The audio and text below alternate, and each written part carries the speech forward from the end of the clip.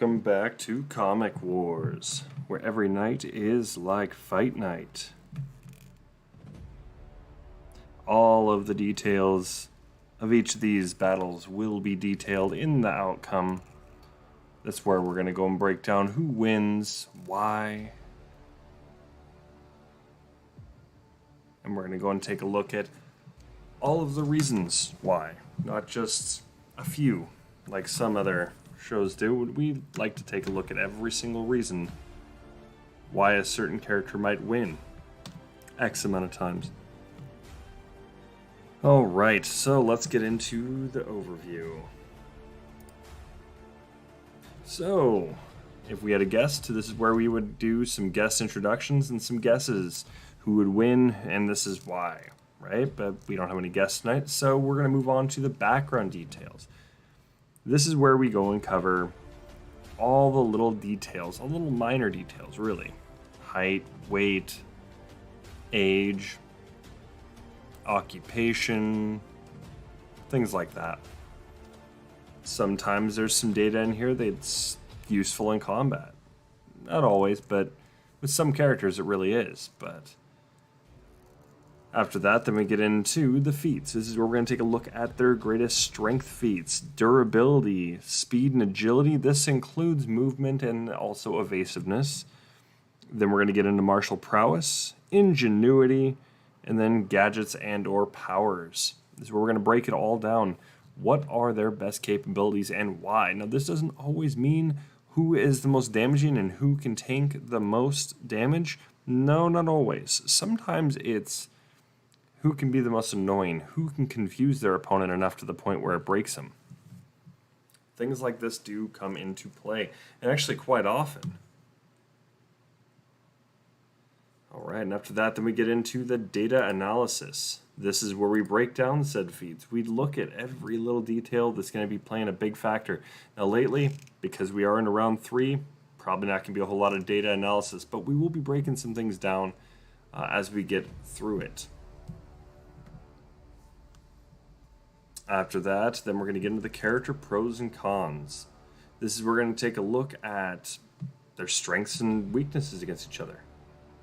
This is where we're going to take a look at where they have maybe a weakness against themselves. So, and after that, then we would get into the guest analysis. This is where the guest, if we had a guest, would start looking at what their thoughts are. Have their guesses changed? Have they not, and why? And then after that, we get into the outcome. And this is where we do break it down by percentage. Roughly, what percentage of the time will opponent A beat opponent B and vice versa? All right. So, further ado, let's get into our first combatant. Tonight, both characters are actually hailing from Crowworks Comics. Tonight, our first combatant is Crow. His real name is Danny Parker. He is 21 years old, and that's as of 2010. He is 6 foot 6 inches tall, and he weighs 250 pounds without his armor, but 300 pounds inside of his armor. On top of that, he's a full-time vigilante, and his area of operation is really only Rain City. As for his personality, well, he's incredibly confident, he's cocky, highly intelligent, analytical, and arrogant. Now, this is something to pay close attention to. Could this actually be something in this? It very well could be. So pay close attention. These are the things that do come into play here. After that, then we have some little bit of miscellaneous information. So he's the last leader of the Death Gods. He takes criminals' cash after he takes them down, and his headquarters is in his deceased father's abandoned scrapyard. A little doom and gloom, what can I say? As for his feats, as you guys have already stated, well, seen, not stated, but seen before, his greatest strength feat, he's capable of knocking out most enemies with one strike, at least around 1,400 pounds of force. That's not PSI, keep that in mind, this pounds of force. Pounds per square inch is a little different, this is just straight force. But that's what's needed to go and knock somebody out in one hit, and well, he's capable of doing that, and he's pretty consistent with it. As for his durability, well, he wears a Kevlar Nomex bodysuit with carbon fiber plates. So gunfires, knives, they don't really work against him. And he's also got a layer of, what's it called? Impact resistant foam. So even hit him with things like bats, good luck, he'll tank it, no problem. He'll feel it, but not really. It's not going to hurt him. He's also tanked a Haymaker from Freak Show, which is over 162,000 PSI. That's where you get your pounds per square inch. That's like getting hit by a truck, basically. It's pretty hard. And that was just a Haymaker, so just full speed and just hits him real hard and shattered, well, I don't want to say shattered, but broke his armor, cracked it pretty severely, where he also gets his emblem of the crow with his wings spread out. But he doesn't get that quite yet. So before we get into it a whole lot, there's more going into it. It's a little bit of a remembrance, but he does end up taking on the logo. But after he tanked that hit, he continued fighting and even took down Freak Show right after. And he's tanked hits from Reaper, who is strong enough to rip car doors off of cars with one hand. And he was able to continue fighting. Now, remember, there's two characters that were hit by Reaper. One was Wolf, one was Crow. Crow continued to fight, Wolf did not. He was just basically just battered, bruised, and just not really capable of fighting. Basically just ran away. As for his speed and agility, he was capable of catching thrown hatchets in the middle of combat. He has evaded and countered 2 attacks at once, and this is a slashing attack and a lunging attack. He's able to go and counter and evade and counter both of them at the same time. And he's also, he commonly, anytime a little street thug tends to use a smiley, he'll go and catch around his van brace. Not going to hurt him at all, but for those who also don't know what a smiley is, the best way I describe it, and its most hilarious way, is think like a really cheap Belmont with their whip, the vampire killer, right? It's essentially, it's supposed to be like a heavy weapon, if you will, at the end of a chain whip, right? Except Smiley's just a chain with a lock at the end of it. And it gets its name because when you get hit by it at a certain angle, it makes it look like a smiley face. Hence the name Smiley. Well, he catches those commonly and continues to fight and beat the crap at everybody he gets in contact with. He uses those. He really doesn't like those either. As for his combat capabilities, this is where we're going to get into his martial prowesses. It's pretty intense. So he's mastered, keep that in mind, mastered boxing, Krav Maga, Muay Thai, Taekwondo, kickboxing, and Brazilian Jiu-Jitsu. And on top of that, his fighting style is very fluid and acrobatic. He tends to flip around all over the place. He's not an acrobat per se, like he's not, that was never his career field or anything, but that's how he fights. He will flip all over the place, back handspring, tons of kip-ups right into just strikes, flips, 360s, and then just throwing his throwing quills if he needs to. Pretty intense fighter. Fast, very, very fast. As for his ingenuity, well, he utilizes stealth as a means of quick takedowns. So this doesn't mean this is his only method. As a lot of the time you hear somebody that, well, they rely on stealth for their quick for a quick takedown. That's all they've got, right? And every other feat that essentially goes along with this. Well, that's a little different. His, not necessarily. But he's also been able to sneak up on Wolf before and after he was a member of the Death Gods. Keep in mind, Wolf prefers to keep his opponents at range. He was quiet and fast enough to be able to stay out of sight and out of mind of Wolf, and was able to go and just basically catch him off guard, sneaking right up on him. And he also keeps the distance between himself and his opponents very close. He prefers hand-to-hand combat. His gadgetry is primarily used to confuse and intimidate opponents, and he does tend to taunt foes into blind rage just to make them easier to read. Think about it this way. If somebody is teasing you as you're fighting, do you try to, most people most likely, tend to rush their opponent without really thinking too much and try to slug away? Well, that's what he tries to do because, well, his fighting style, he's going to be able to dodge everything and just go and hit when he needs to and hit the precise strikes. So, so either he can knock his opponent out or it'll do enough damage to knock them out eventually. So just a little bit, he plays mind games, is basically how this works. It's pretty important, as you guys have seen before. Alright, so when it comes into gadgets, we have to look at his combat suit. It's Kevlar Nomex weave suit with carbon fiber plate armor. It's highly bullet resistant, flame resistant, and slash proof. On top of that, he's also impact resistant thanks to his impact resistant foam. As for his combat helmet, well, he's got carbon fiber inner shell with impact absorbing foam covering the inner shell and a carbon fiber outer shell. So bullets don't really work super well against him. He can tank those pretty well.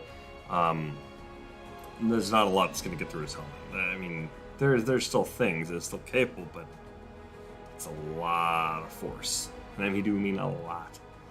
But it also comes equipped with a rebreather, which smokes and gases essentially just become filtered into clean air. It's also got a voice modifier, infrared sight, night vision, and has sound dampeners that can be turned on and off at will. So good luck on using a sonic device, it will not work on him. The force of the sonic blast can still work on him, but it wouldn't like burst his eardrums or anything. It also comes equipped with Swordbreaker Gauntlets. They're bladed gauntlets with grapnel launchers on top of the hands and hardened knuckles. Now, it's a Swordbreaker Gauntlet because it gets its name from the Swordbreaker dagger. It's a Swordbreaker, but it would basically, you would catch swords in between, and then you twist your dagger in a certain way, and it could snap blades. That's how this works. Think Batman's a similar thing. These are used because, once again, he does run into a ton of bladed weaponry, not to mention when he did disband the Death Gods, a lot of them left angrily. And so this is his way, since they knew he would eventually most likely be going back to Rain City.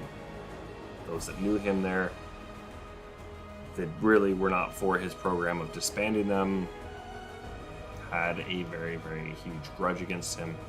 So this is his way, since they do tend to go and carry swords, because, well,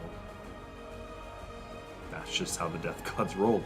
But he wanted to be prepared for that just in case, not to mention there was all sorts of the crazy opponents he'd run into during his time with the Death Gods. So he wanted to make sure he's prepared against those, not to mention his Swordbreaker Gauntlets can also be used to attack, much like a blade.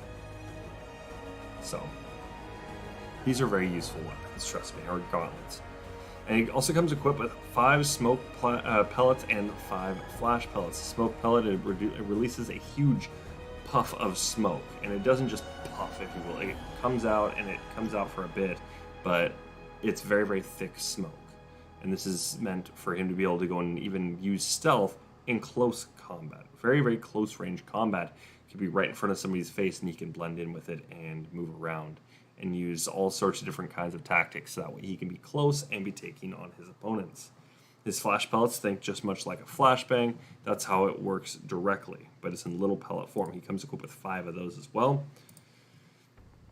These guys throwing quills, anywhere between, for this fight, we're going to say he has 10, but he does carry anywhere between 5 and about 25 with him at any given time. Just depends on each of the comics. When he has used them, you don't really see how many he's got. This is just background information I have in each issue, but he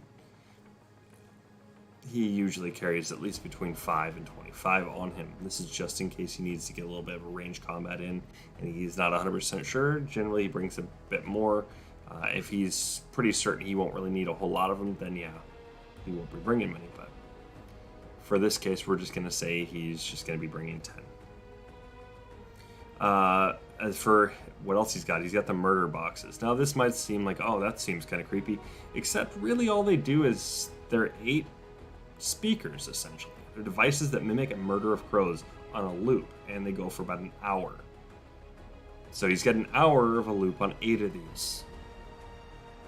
He used these against Clownface to make him think like he was surrounded by crows, like a huge murder of crows in the middle of the night. This also is loud enough to drown out the noise of heavy running Very, very heavy footsteps, so if he steps at the right time and all this, he could be running and stomping and nobody would be able to hear over it. So very, very useful tool, and he has used these. These are pretty impressive tools. As for what else he's got a weighted glide cape. Now the user can glide instead of fall and use the cape as a makeshift whip to grab with. Literally, you can grab guns. You can grab somebody by their arm and yank them, and they're weighted at the tips. That way he can literally have some kind of a pull, if you will. He also comes equipped with 2 grapnel launcher ammo canisters. That way, in case he does run out of his ammo for using grapnel lines, he can always just go and get another one going. So, a lot there. But what about his opponent? Who's he going against? Alphaman, also hailing from Crowworks Comics. His real name is Orion Zeke. He is 28 years old, and that's as of 2010. He's 5 foot 6 inches tall, 190 pounds, and his occupation, well, he's an activist / vigilante. Not really a superhero per se, but a vigilante. In the Crowverse, there's a group called Superheroes for Real, S for R. They're a parody of the RL Sage community, just much like Alphaman being a parody of Zeta Man. But Alphaman tries to promote all sorts of different good charities and different kinds of events and things like this that will be really good for especially children and things like this, trying to go and promote the youth to do better with their lives. But at the same time, he does do some vigilantism, and he does take on more like, he does get into some tussles and things like this with some tougher opponents, but he generally goes a very, very peaceful route. He's very similar to Debug in the realm of, love not war kind of tactics, so he's less likely to get violent very quick, but if he needs to, he will. But as for his personality, he's very honorable, generous, and empathetic. Think very much like, the best way I could describe him, this is how I initially modeled him as personality-wise, is if you took Zeta Man, how he carries himself, turn him into more like a heroic samurai. That is Alphaman to a T. He's very, very much by the code. But he's got that sense of chivalry going on. He's all about honor, and he will go out of his way, often well out of his way, to help those in need. Even in issue 4 of Crow, when him and Crow were talking, he went out of his way a bit to go and speak with Crow and try to get, to kind of get a little closer so he can understand more about this guy. But the Alternatives, which is his group, they also had other ideas for the meet with Crow, and they actually turned it into a big combat-related situation, and that didn't really end well for them, with Alphaman being the only one left standing, and even kind of given the warning of, look, I know you're a good guy, but you keep this up and we're going to be throwing down. Now you might be thinking, well, they met in the comics and they almost fought. Yes, but they never did. They never actually fought. So, going from there, his area of operation, well, it's only downtown Rain City. He has gone outside of downtown Rain City and helped Crow on a couple of missions, but doesn't really, though. He prefers to stick to downtown Rain City doing homeless outreach, and taking on some of the criminal element over there. One of his biggest villains he's taken on is this guy called Metal Man. Metal Man he's a crazed homeless individual who has an obsession with metallic weapons. He's got all sorts of spikes all over him. He's got tons and tons of knives. In fact, after Crow took down Clownface, Metal Man actually used Clownface's base of operations, his headquarters, as almost like a home, and actually took all of his knives that he had there that were just lying around. This is after the fire had just swept over it. And it wasn't that big of a fire, but there was a fire there. So, And that was all because the altercation between, well, Crow chasing after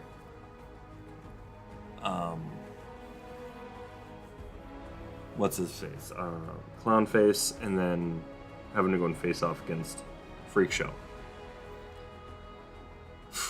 But it's a little miscellaneous information. He's the former leader of the Alternatives. This is a parody of the Alternates of Portland, the RLSH group.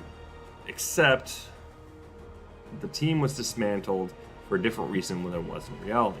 The other Alternatives tried to kill Alphaman for his life insurance money. And this is headed up by his wife.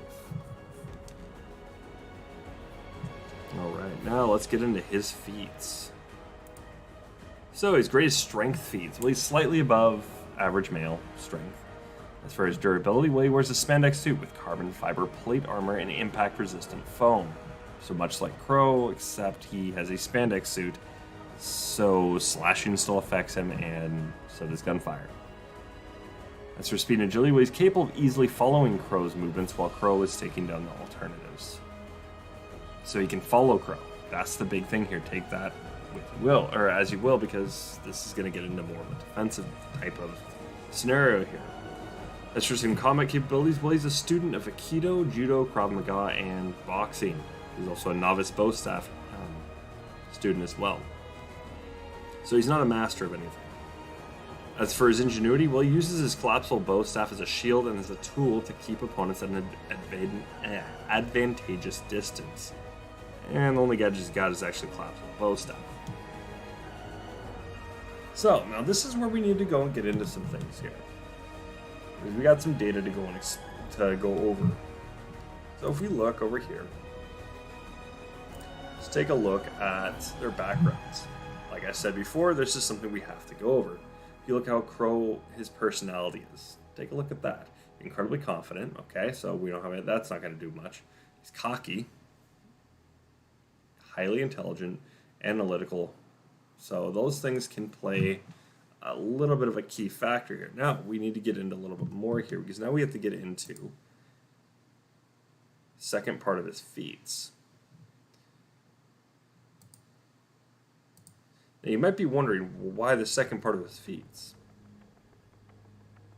Trust me, you won't really wonder. Look at his ingenuity. Okay, now we're not looking at the stealth. Not looking up on his capability to sneak up on Wolf. But we want to go and look at keeping the distance between himself and his opponents very close. Okay? But then you got to look at the very end part. He taunts foes into blind rages to make them easier to read. So he will be sitting there taunting, calling names, taunting, making fun of, just to go and get him into a blind rage. That way he comes and strikes at him. Now, Alphaman's a little bit harder to a certain degree. There's ways to anger him. I'm not going to get into those ways. There are ways to anger him. And could he use that against him? Absolutely, if he really wanted to.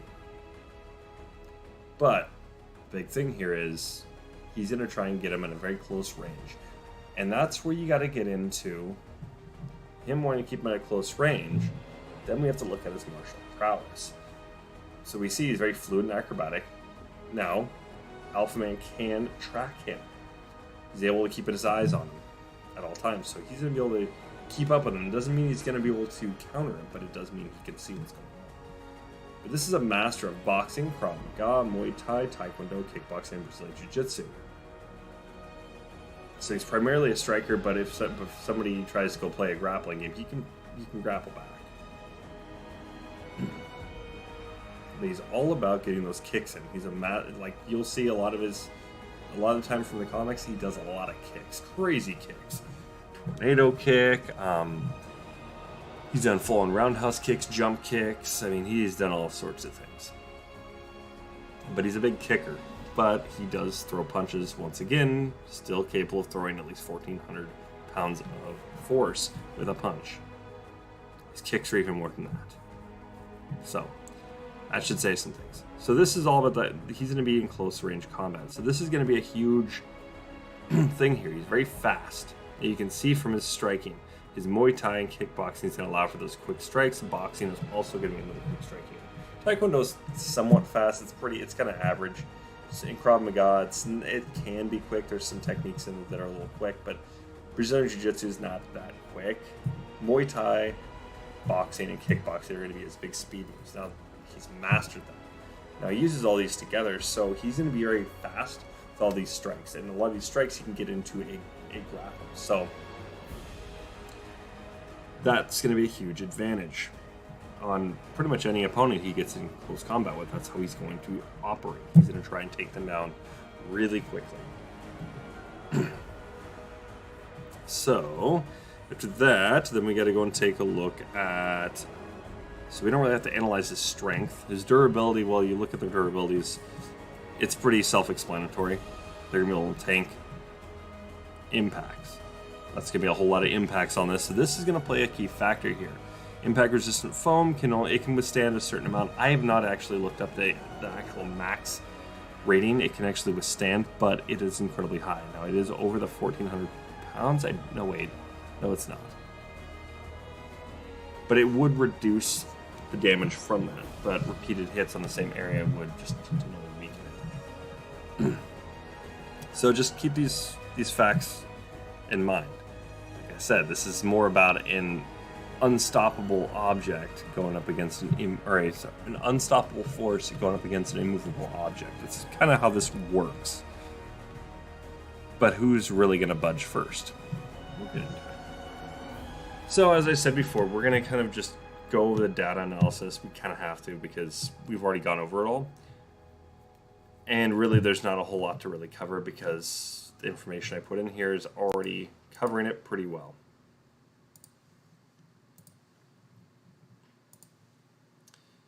All right. So let's go over some pros and cons against each other. So background-wise, we know this is going to play a key factor here. Now, this is going to give Crow a slight edge. And, well, it will give him a slight edge, very, very slight. And the only reason I say that is because he's going to notice that he's all about honor. Now, Crow does his research. And with those characters that do the kind of research knowledge, we're not going to give them the aspect of, oh, they got to do their research. No. But he's going to research in combat. He's going to research in speech. He's going to go and analyze him at every chance he gets. So all the witty banter he's going to be doing, it's all meant to analyze his opponent. Now, you might be thinking, well, that seems kind of stupid. Why would you do that? Why would you want to analyze? Because in combat, if you analyze your opponent, you're able to go and get in their head, and you can read how they're going to act and react. You've gotten a bit of an advantage on them. And he's going to continually try to anger him, so he's going to find out pretty quickly what angers him. So you get somebody like that's a very, very defensive fighter, and now you start bringing them towards offensive.